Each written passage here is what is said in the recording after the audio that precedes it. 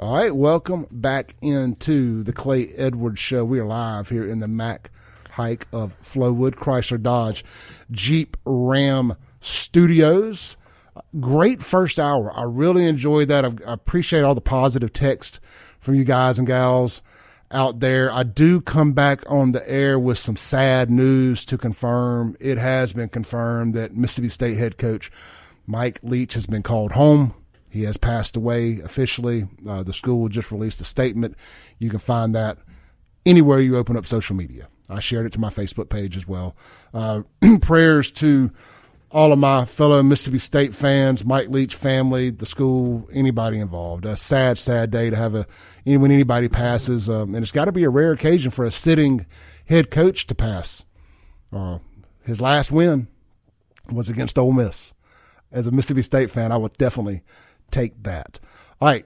We are joined in the studio this morning. We're bringing back our Testimonial Tuesdays, as I promised, after a 2-week hiatus due to Clay being a terrible scheduler.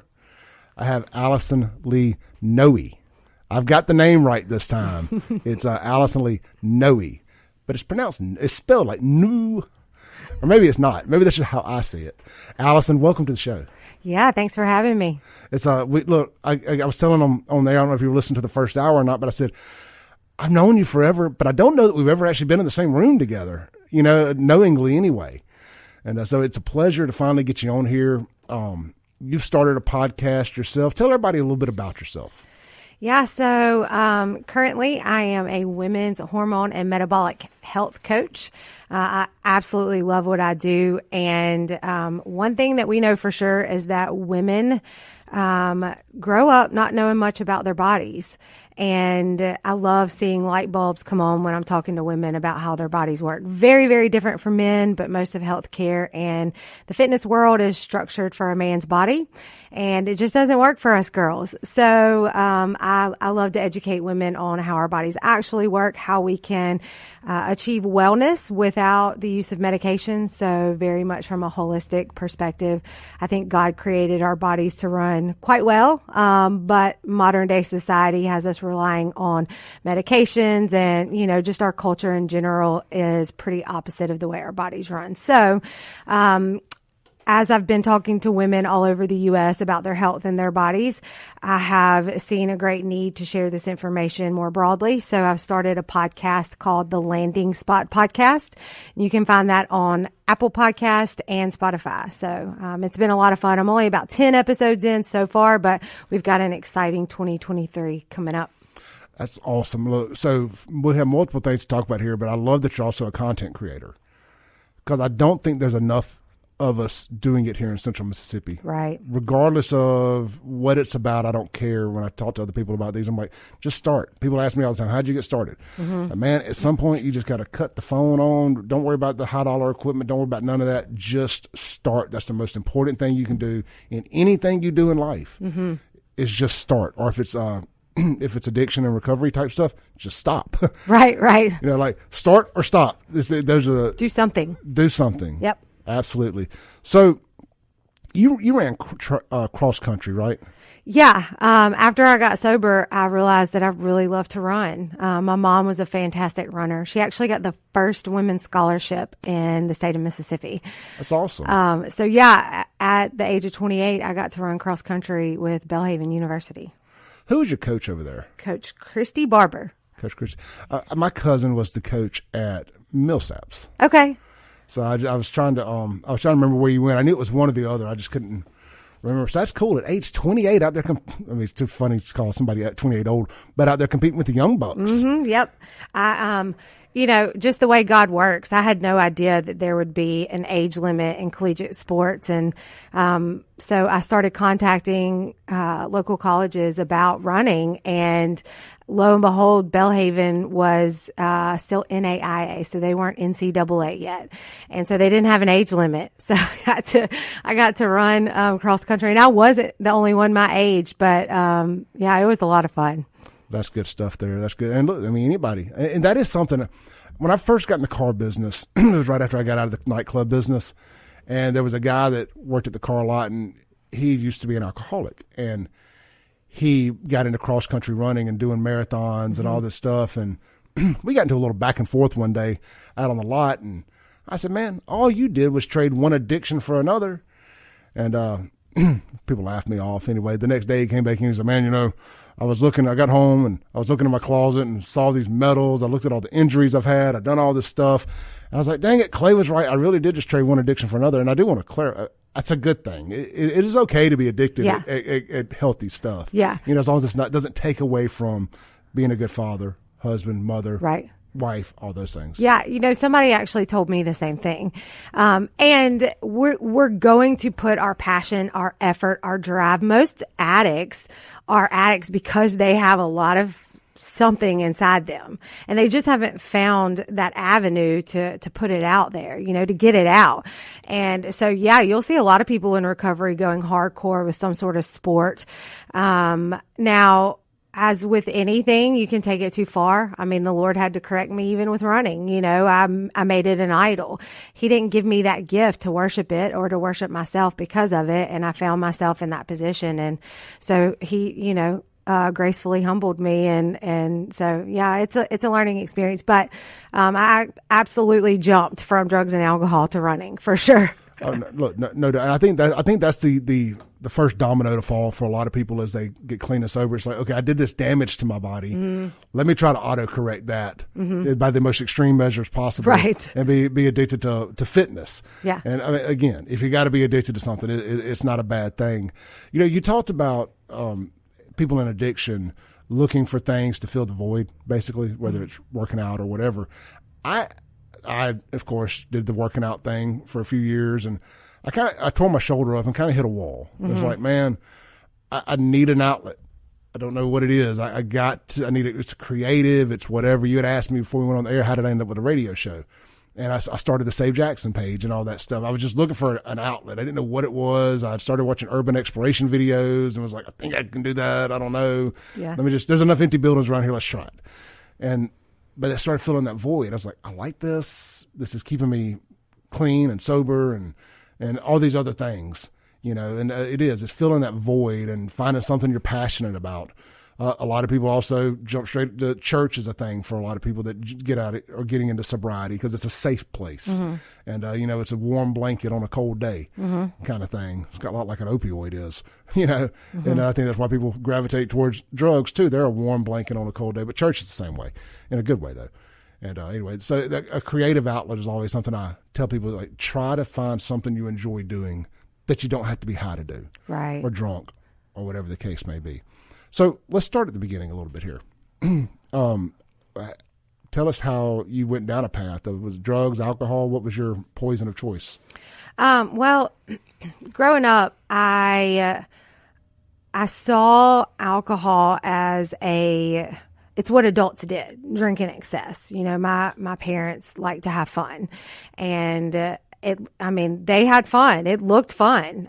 So I always associated adulthood with alcohol in excess. And so, as soon as I got into high school, I went to a Rankin County high school where drinking in pastures is what you did, Where'd you go? I went to Brandon. I went to Byram, and we had pasture parties a lot. Yeah. Very, very similar, but different at the same time. Yeah. Pasture parties. And we ended up in Jackson at some of those clubs that we could get into with fake IDs, just the whole high school deal. So I started, freshman year out the gate drinking, a lot, and just thought I was cool, thought it was fun, and it is pretty glorified in our society, and it's very normalized because it's legal. But I think that if the majority of people took a look at their lives and they saw what they could do if they removed it, they would take a second thought to it. But there are some people who can manage it well, and for those, I'm a little jealous. But anyway, so I would say my junior year, maybe my senior year, a friend of mine gave me an Adderall. And that's really what lit my brain up. I drank because it was fun socially, and I thought it made me somebody. But when I got that Adderall, that's probably what I would say my first love was. It's like that Matthew McConaughey movie. I think it's called Limitless, where there's this pill they take, and it opens your brain up to being able to use your whole brain instead of just a third of it or whatever. Yep. the first time you take an Adderall or do meth or any kind of speed like that, that's what it feels like. It feels like I am limitless. I can do anything. I can take over the world. Yeah. And like my friend Skeletor here, I got my Skeletor book in the studio. Anyway, it's so true. Adderall would do that. And it makes you be able to drink all night too. Yes. Well, which was the other part of my love for speed, because I love to party. I was a social butterfly, which is so funny because now when the street lights are on, I'm ready to be at home with my dog. Me too. But so that was my introduction to speed. And I will try not to get on soapboxes. I just have the pharmaceutical industry as a whole. I could spend your whole day going into that, but no, you're welcome to jump right on that soapbox on this show. I promise. That's it's disgusting, and there's a lot of blood on their hands. But another talk for another day. But I do think that there needs to be greater awareness for these students that are being prescribed Adderall. Now, I did not have ADD, ADHD. What we do know, parents, is that ADD and ADHD can be maintained and controlled with diet and exercise.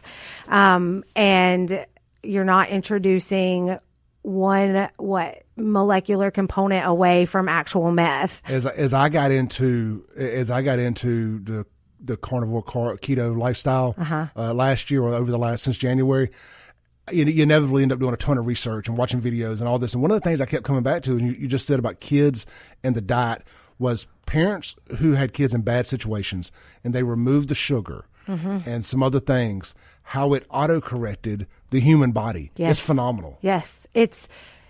I love looking at this, and it's a very hard sell because every bit of kids' food is just laden with sugar. And, on social media alone, I think it's like $4 billion a year is spent to market towards kids in their kids' junk food. It's what kids love, and the shiny cereal boxes and cartoons on fruit them, roll-ups and the Capri Suns and all of it. But yeah, you're exactly right. So our brain has essentially a brain sugar regulation, like our body has the blood sugar regulation, and we can create resistance to the things. It's kind of like an insulin resistance in the brain, and that'll mess up all sorts of things. So when you remove sugar from a child's diet, primarily, you see all sorts of benefits, everything from autism to, attention deficit, disorder. There are so many things, that happen. And you also, can ward off addictive behaviors in the future, because what sugar does is the same thing cocaine does in the brain. It hits that dopamine receptor, and that's why we want more and more and more. I'm still, if I get on sugar, I can't keep it in my house. No, I'm the same way. When I decided I had to quit eating junk, I quit going to gas stations. That was like one of the little things, like when people talk about your triggers. I just pay at the pump and get the hell out of there. Yeah. And I love that you brought that up, because we have triggers everywhere with food. I don't do cocaine anymore, but I don't have to be around it. It's a lot easier to remove that. It is. But when you walk into a gas station, a grocery store, it's everywhere. It's all over social media. It's all over TV. And you have to eat to survive. Oh, and we got to take a break, but we turned into this body positivity stuff, and like it's not okay to tell people you don't need to do this. I was in a gas station the other day, and I was just looking around at all the stuff. And the same day I saw a picture, I'm sure you've seen that picture floating around of Americans on a beach back in the 50s or 60s, and there's not a single fat person in the picture, versus now everybody's fat, or the overwhelming majority are. I said, it comes back to little things. In 1950, I bet they had one candy bar to choose from. Right. And now you have 37 of one kind of candy bar to choose from. And I bet you there's several hundred different candy bars just in a store, not to mention all the other sweet and sour treats and chips and everything else. The drinks. Yeah. Let's nailed it on the drinks. All right, let's take a break real quick. When we come back, we'll get back on track. I want to talk about the Adderall stuff and your journey into where we're at now. This is the Clay Edwards Show. We'll be right back on 103.9 WYAB. Breaking rules when necessary. Welcome back in. This is the Clay Edwards Show. We are live in the Mac Hike of Flowwood Studios. Real quick, let me tell you about my friends over at Watkins Construction and Roofing. Better yet, how about we let their customers tell you about Watkins Construction and Roofing? I've got their reviews pulled up here. It's their testimonials too, just like we have Testimonial Tuesday. We'll read one of theirs. It says, we had a competitor come out and tell us that we needed a whole new roof. We had Watkins come out for a second opinion to find out our roof was only 4 years old and just needed some extra sealing around the architectural parts of the roof. Saved us a lot of money. Johnny was our rep, and I know Johnny Casada. He's a good dude. Johnny was our rep, and he was awesome. He was honest, provided photos of everything on the roof, explained everything thoroughly, and was quick to respond. Could not have asked for better customer service. That is from Crystal Howell with a 5-star review there. Hey, look, let Watkins Construction and Roofing be your go-to roof repair specialist. You can check them out online at watkinsconstructioninc.com.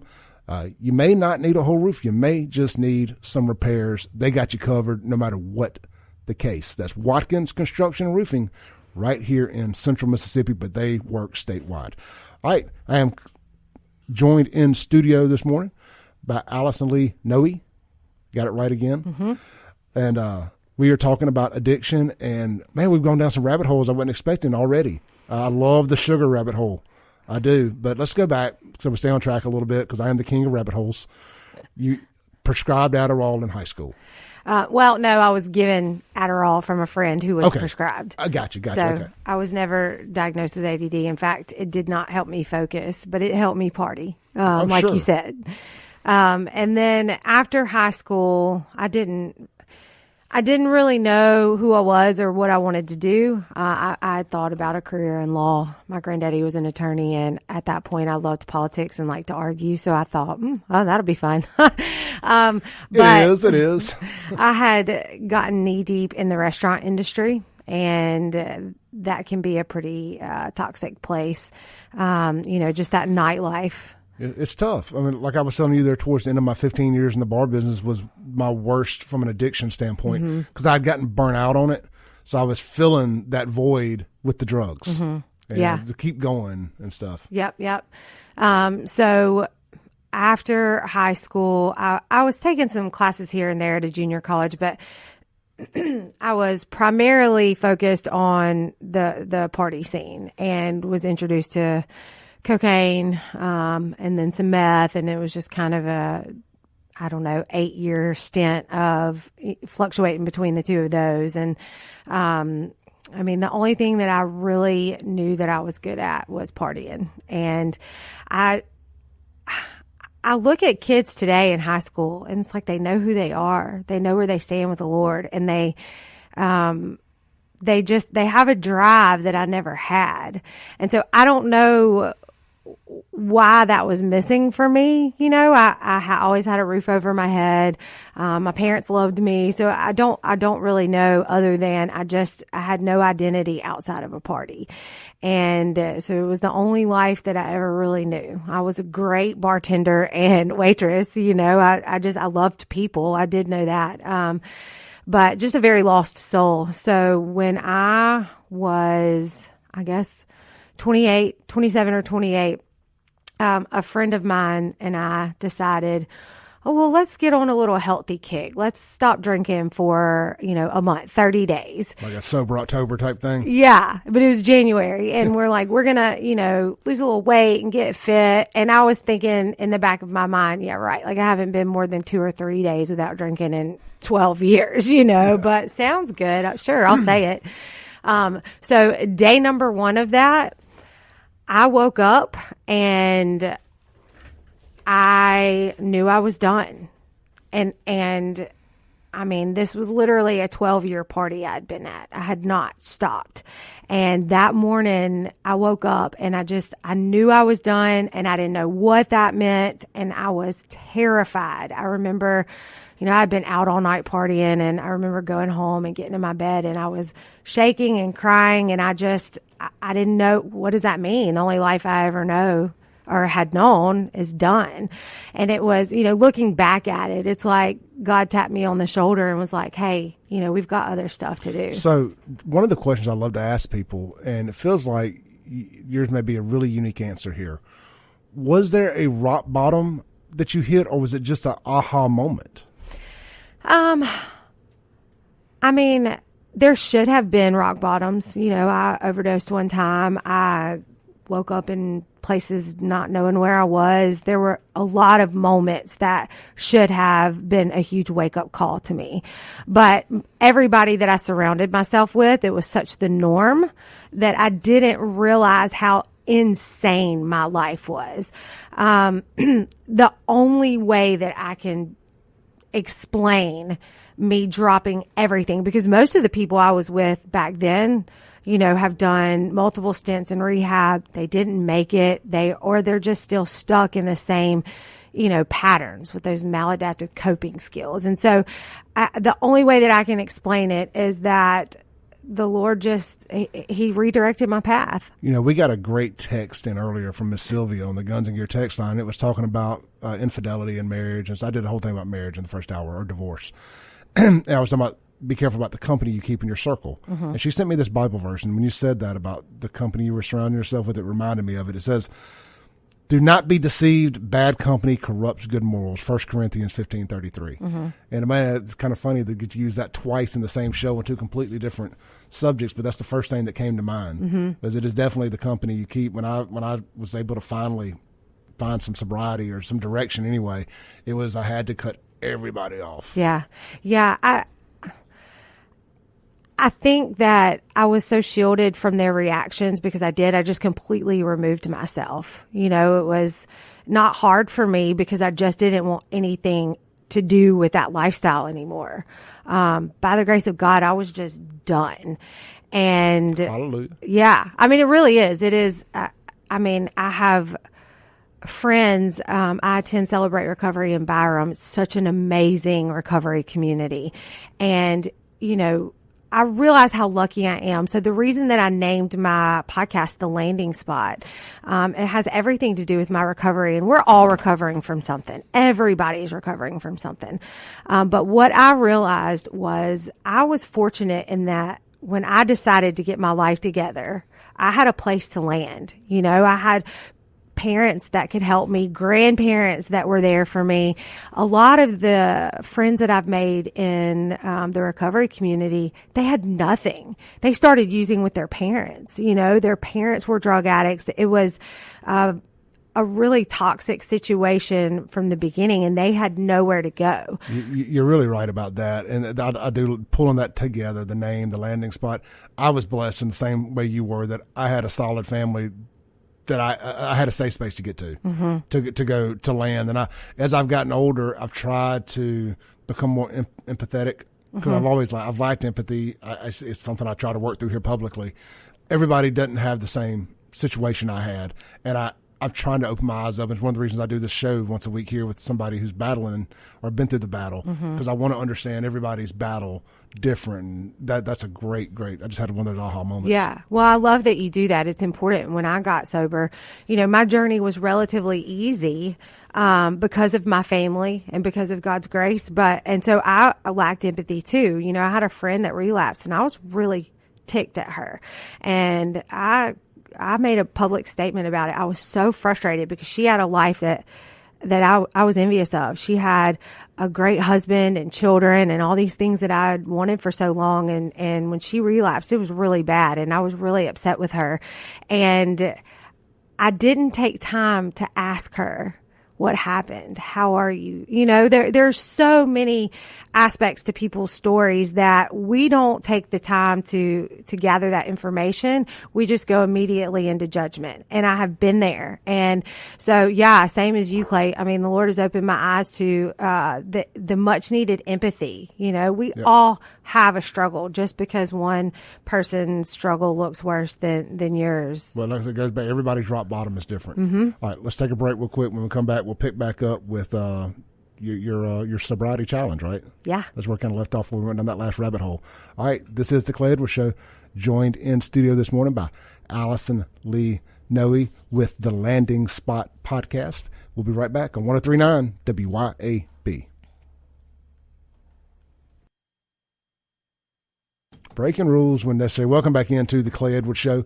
We are live here in the Mac Hike of Flowood Studios. This segment going to be brought to you by our good friends over at Guns and Gear. Get out there and see Hunter and the team out there at Guns and Gear for all of your guns, ammo, Cerakoting, smithing, gunsmithing needs. They got it all. They're also the home of No Limit Ammo, located right out there on Highway 51 in Gluckstadt. You can't miss them. You can also shop them online 24/7, 365 at gunsandgearms.com. Type it just like you would type Guns and Roses. Just say gear instead of roses. That's Guns and Gear ms.com, and give them a follow on social media. They got their deal of the day. You never know when you may see something you won't. They always got some cool stuff going on there. All right, I'm joined in the studio this morning by Allison Lee Noe, and we were talking about all kind of great stuff. We're talking about her testimony, and we kind of left off at Allison was 8, 10, 12 years into one long party, and a friend of hers challenged her to a kind of a 30-day sobriety thing. And so tell us, let's pick up there. Yeah. So like I said, day one, which the night before had not even intended on starting, but day one woke up and just knew I was done with the party scene. And so that was it. That was the last, that was January 3rd, 2011. And I have been blessed with sobriety ever since. I fell into running, loved running, and as we mentioned earlier, ended up getting a small scholarship to run for Belhaven University. And I'll tell you, that place is so special to me. That's really where I experienced God's love and provision to that degree. The professors there were so hard, but their classes were tough, but they had this special love for their students that only comes from the Father. And the students there, they blew my mind, because I've been in Jackson. I've been partying in Jackson for, my whole life.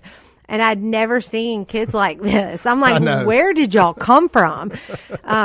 It's special times. I loved it. And so then I got a bachelor's degree in sports medicine, exercise science there, and got interested in strength and conditioning for female college athletes. There's a huge need for female strength coaches. So from there, went to your favorite school, the University of Mississippi, for grad school, and was originally in their exercise science master's program and ended up switching to health promotion. And again, just fell in love with learning structured ways to help people attain health. And that was a lot of fun. Well, it's been fun watching your journey on social media for the entire time we've been friends on social media, because I watched you from the club days. I watched you to the track and field day, or the cross country running days. I remember seeing you at Ole Miss, and I've been following your journey, and you're doing CrossFit now, right?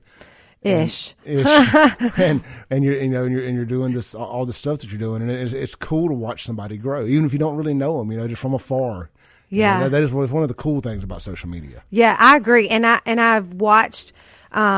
Same, people grow. I think to myself sometimes, wow, we're really growing up now. I see friends of mine that just are in love with the Lord and serving God, and that back in the day we were doing anything but. So it's a lot of fun to witness. I did a post the other day and said, man, it's really cool, because I remember starting back on the MySpace days, and it was just all party, and then for the better part of Facebook days too.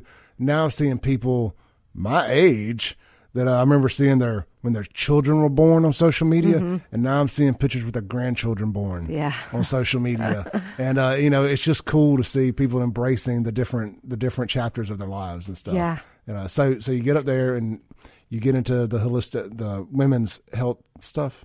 Yeah. What's the technical name for that again? Well, so I'm into holistic health as a whole. So I did not learn much of that in academia. I'd actually been accepted into a PhD program at Ole Miss, and kind of like God redirected me into sobriety.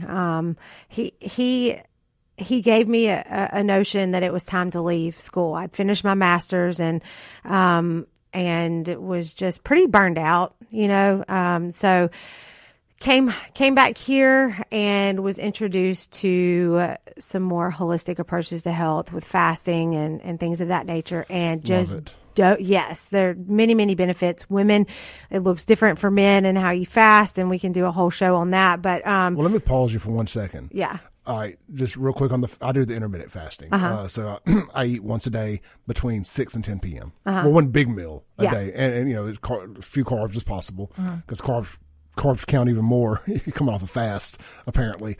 So how would a woman do that? Yeah, so I'm actually going to wrap up a 48-hour fast this evening. But ladies, if you are still cycling, then you need to be careful because that can affect your hormonal cycle. And so there are certain times during a woman's hormonal cycle that it is a lot easier to fast. And then there are certain times where it's not. And the reason that it's not is because your body is doing all sorts of things to prepare for its next phase. And so you will be hungrier, you will be angrier, and you can also mess up your production of progesterone, which is really important. So the last thing we need more of in the world is hangry women. That's a fact. That is a fact. I think we can all agree on that. And this is all stuff you discuss on your podcast? Oh, yeah. Yeah, in depth. It's so interesting. Yeah, I love to talk about this stuff. Now, look, you should meet our friend. You met him, but Mike Madison, who comes on from 9 to 11 here every day, this is right in his wheelhouse. I mean, he's who I learned most of this stuff from. So yeah. I would love to hear two more educated people talk about this than myself. Yeah. Be good stuff there. So you've got into the holistic stuff, which I think is awesome. And the older you get, the more I tell you, Big Pharma and stuff have done a really good job of making holistic sound hokey. Yeah. Hokey. And, you must be just old crazy, oils, mineral oils and rocks person, you know what I mean? Where really there's so much you can do holistically. We all got here. Humans have been around a long time, and we got here through a lot of holistic stuff, not medicine. Yeah. It's really just over the last 100 years that medicine, the last 50 years or so, that medicine really became this industry. Yeah. And so I own my own little company called Whole Story Health, and what I do is help women navigate the different phases of life from a holistic perspective. So we do not need to depend on birth control to have a regular cycle. We do not need to depend on metformin to control our insulin regulation. Your body can do that and will do that naturally, and you will feel so much better for it. But you have to learn what your body needs. And, we are inundated with all of these hormone disruptors. We've got artificial light sources that are confusing our body. There's so many factors that once you learn a few key lifestyle changes, everything starts to work again. I always say that it is quite amazing what the human body is capable of, and God did not mess us up. We messed us up. We live this lifestyle of convenience, and now people think that you have to live that way in order to succeed. And if you'll just go against the grain just a little bit, you will blow yourself away with how successful you will be and how great you feel. I would love to hear your thoughts. It'll obviously have to be another show, but I would love to hear your thoughts on the food that we eat that we even think is healthy today, like with all the additives and preservatives and steroids and all this other stuff, the damage it's doing to us. I don't think there's any accident that the more mass-produced food gets, the higher the cancer rates are going up and all that. I think they go hand in hand. Oh, it's directly tied to that. And, we look at fertility issues in men and women. Testosterone is on a massive decrease in men and women, and that causes issues. If you look at infertility rates, it's like 1 in 4 families now are experiencing this, and it is directly tied to the food that we eat. Yeah. Absolutely. Look, this is great stuff here. Let's take our last break of the day. We normally take it a little later, but I want to give us a little bit more landing strip to come back and kind of end the show. This is the Clay Edwards Show. I am joined here in studio by Allison Lee Noe, and we are talking about health and addiction and recovery and the Lord and all kind of great stuff this morning. We'll be right back on 103.9 WYAB. Breaking rules when necessary. Welcome back in to the Clay Edwards Show. We are live here in the Mac Hike of Flowwood Studios. Hey, look, man, if you are hungry tonight and you want some pizza, check out Acme Pizza and Daiquiris, located right there at Fannin Mart on the Res. They're available on all food delivery apps. They open daily at 4 p.m. for dine-in or carry-out. And a little contradictory to what we're talking about this morning, but they do have 9 flavors of frozen daiquiris, if that is your thing, and a full-service bar. So check out Acme Pizza and Daiquiris. I got the deep-fried pizza. Allison, do you ever miss eating stuff like deep-fried pizzas? I did initially, but I have a 2-day hangover from a cheat meal like that now. I mean, I really have to weigh. Sometimes the answer is yes, it's worth it. But a lot of times when I'm looking at, well, what do I have to do the next day or two? It's just not worth it anymore. I just don't feel good after I eat that kind of thing. It's interesting that you mentioned the food hangover there. Mm-hmm. It's a real thing. Before I go into that, y'all check out Acme Pizza and Daiquiri. Get your very own food hangover today. I call it get them meat sweats. Over there at Acme Pizza and Daiquiris. Tell Chip that you heard it on the Clay Edwards Show. That's interesting you mentioned that. The body does, once you get past the cravings and the sugars and all this other stuff, and you get to really eating a high-protein, low-carb diet for an extended amount of time, or whatever version of that you want to do, it's funny when you do get your cheat meal. Mine's pizza. I love pizza. Yeah, who doesn't? Steak was probably my favorite food till I had to start eating it every day. Right. So now my favorite food is pizza. And so when I did a cheat meal, I did this weekend, it was pizza. And but I feel rougher. It took me 2 days to kind of shake it off and kind of run it through my system, and I'm probably not back in ketosis yet. Yeah. From that. But it was a fun weekend. It is what it is. Yeah. Yeah, if you plan for it and you know what's going on, that's the only thing that I can equate it to. It feels like I used to feel when I was hungover, but it's a similar response because it's the sugar and the alcohol that creates that hangover. Mm-hmm. Well, it's the sugar and the pizza, that turns directly into sugar in the blood. And so you have this massive blood sugar spike and all these inflammatory markers, come in to try to heal the wound. Your body takes these processed foods. It looks at it and it's like, okay, that's not supposed to be here. There's a wound happening. We need to recover from it. And that's what inflammation is. It's the first step of healing. But when we are constantly introducing these processed foods to our body, your body is always in that first step of healing. So it never gets to go through that whole process. Allison, this has been great. I could sit here and talk to you about this all day. Next time, and there will be a next time, hopefully, if you can make time. We got to do 2 hours. Sounds great. We could really peel this onion back. You got about a minute left. Tell everybody how to find you, where's your podcast, all that stuff. Yeah. So on Instagram, I am at Allison Health Coach Noe. The last name is Nooe. I'm also on Facebook, Allison Lee Noe, and the podcast is The Landing Spot Podcast. Again, that's on Spotify and Apple Podcast. Man, look, this has been great. Again, I appreciate you coming in. I'm going to check out the podcast. I knew it was there, and after talking to you today, now it's must listen for sure. me. I mean, even though I'm sure it's probably geared more towards women's health, but I'm a father of girls. I mean, the more I can know, I talk radio every day. I need to learn new things. The more we understand each other and our differences, the better we can communicate and get along. So, yeah. I can't always be right if I am not doing my research. That's true. That's how you have a successful marriage there, folks. You have to always be right.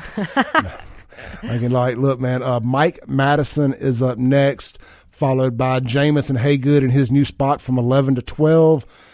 Then we have our national guys with Charlie Kirk and Dana, and then Kim Wade, Radio Strongman, 4 to 6 p.m. to close out our live and local entertainment here on WYAB for the day. The podcast will be available here shortly. Just go search Clay Edwards Show wherever you download podcasts. You can always go to ClayEdwardsShow.com and everything is there. Hey, I do have shirts available. Don't forget our big Clay Edwards Show Christmas party, Wednesday, the 21st, Burgers, Blues, Barbecue, downtown Brandon. I will see you tomorrow. Peace.